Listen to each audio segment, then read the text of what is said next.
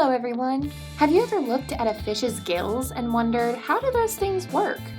Today we're going to be doing a simple experiment that will help us learn a little bit about how fish breathe underwater. Welcome to TinkerTEC. Here's what you'll need for this experiment: a clear glass jar, a cup of water, a coffee filter, coffee grounds, and a rubber band. In this experiment, the coffee grounds represent the oxygen, and the coffee filter represents the gills of the fish. First, fill a cup with water and mix in some coffee grounds. Next, place a coffee filter over the top of your glass jar with a rubber band around the top, holding it on.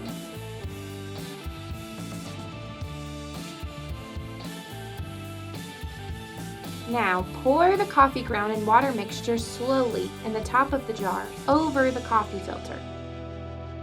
Watch the water filter through the coffee filter. Notice how the filter catches the coffee grounds and lets the water pass through? The coffee filter gill is collecting the oxygen, the coffee grounds, to send to the fish's circulatory system. So how do fish breathe? Humans use their lungs to breathe. So we take our oxygen from the air.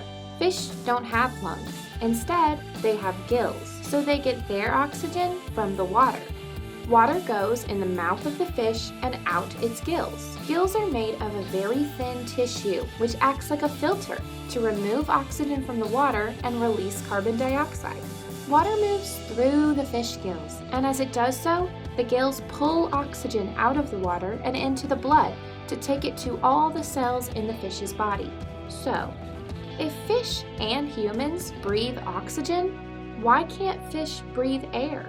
A fish's gills collapse outside of water and then can't function properly to pull in the oxygen they need and circulate it through their system.